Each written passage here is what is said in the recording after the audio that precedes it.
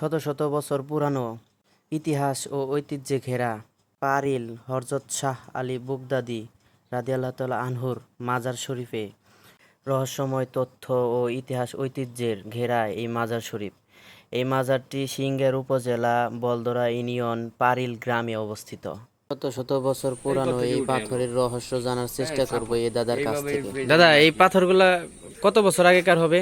পাথরগুলি মনে করেন উনি ওফাত হয়েছে আজ থেকে 800 বছর আগে।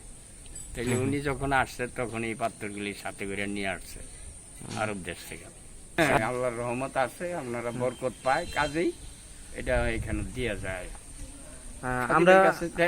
আমরা শুনছিলাম যে এখানে ওই যে ড্যাগ বলে উঠতো আগে, এটা কোন জায়গায়? এই নদীতে? হ্যাঁ, এইটা এক সময় মনে করেন যেন পুষ্কুনি আসছিল, পুষ্কুনির থেকে উঠছে। এটা অনেক মুরব্বীরা, বেশি বয়স্ক মুরব্বী যারা মনে করেন যে 100 বছর বা 100 বছরের উপর দেখা গেছে, একটা গাভীর দুধ হইতেছে, এটা ট্রাবল হয়েছে, ডাক্তারি চিকিৎসা করছে, কবিরাজি চিকিৎসা করছে, উপকার হয় নাই। অলির বিশ্বাস করে দিছে আল্লাহর অলি, আপনি আমাদের এটা সমস্যাটা আপনি আল্লাহর কাছে কইেন। দেখা গেছে যে এইভাবে মানত করে গেছে, ওনার ইশারায় আল্লাহ এর গাভীটারে সুন্দর করে দিছে, দুধ ভালো পাইছে, গাভী লড়াচড়া করে না, কোনো ট্রাবল করে না, আইনে দিয়ে গেছে। কিছুটা দুধ এখানে মনে করেন যে ডাইলে দিছে, আর কিছুটা ওইখানে রাখছে, তাই ওইটা বিক্রি করে মাজারের এই যে অনেক কাজ কাম আছে, অনেক কাম মনে করেন যে এখনো নির্মে মনে করেন যে 20 লক্ষ 25 লক্ষ টাকার কাজ আছে এখন। এটাকে গেলেও মনে করেন তো দরকার, যাক এইভাবে আহে কিছু।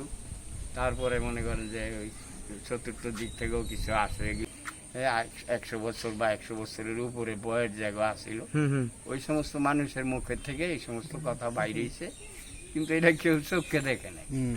হ্যাঁ, মনে করেন যেমন দেখা গেছে 100 বছর 120 বছর 30 বছর বাড়ছে, ওনারা কিছুটা আলামত দেখছে। আমাকে মুরব্বীরা আছে, বলছি কি যে নদী ভাঙ্গে, হ্যাঁ, এরা গভীর রাত্রে শুনতেছে যে জন আওয়াজ হয়, হ্যাঁ, মাপতেছে। তারপরে আবার দেখা গেছে যে ওই জায়গা যা নদী হয়ে গেছে, কিন্তু এরাও চোখে দেখে না, আওয়াজ পাইছে, কেন এরা বয়স্ক মানুষ আসছিল ওই আমলে। তো এইগুলি তো আবার ওই সাউন্ডগুলি মনে করেন আমাদের মতন মানুষের কানে নাই, কিন্তু আমরা তো আর অত গভীরতার ভিতরে না, আর অত বয়স্ক না, এরকম কতটি সূত্র মনে করেন যে আসছে পিছনের দিকে বা সামনের দিকে। হযরত শাহজালাল শাহপরানের সাথে কি এটা কোনো সম্পর্ক আছে? হ্যাঁ, ওনার মনে করেন 360 জনের লগের একজন ইব্রাহিম শাহ। হ্যাঁ, ওনাদের সাথে 360 জনের লগে উনি একজন সফর সঙ্গী। ওইখান থেকে, হ্যাঁ, ওনাদের সাথে। আবার এইখানের মানুষ মনে করেন বলে যে মিরপুর শাহ আলী সাহেব আছে, হ্যাঁ, ওনার বড় ভাই, এখানে মানে এই মানিকগঞ্জ ডিস্ট্রিক্ট সিঙ্গার থানার ভিতরে শাহ আলী সাহেবের বড় ভাই নামে পরিচিত মানুষের মুখে। হ্যাঁ, এখানে যারা মনে করেন এই মিরপুর যায় শাহ আলীতে, তারা এখানে জিয়ারত করে সালাম ভক্তি করে মনে করেন শাহ আলীর মনে যায়।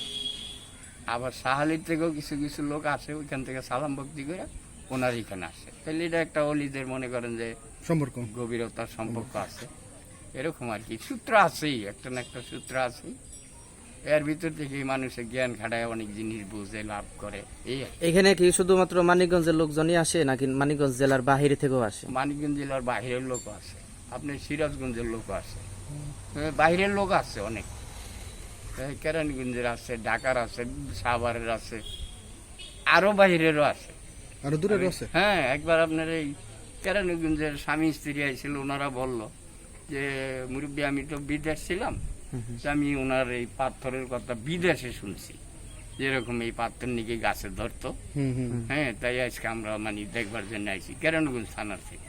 যাই হোক, তাদের সাথে কথা বলছি, বলার পরে আরও বলছে যে না, এটা আল্লাহর ওলি নিয়ে আসছে ওই আমলে, এটা তারা আমরা দেখি নাই, হয়তো আনছে যে এটাই সত্য, মানে সব মানে বাস্তব দেখতে আছে চোখে, এই বলতেছে আর কি।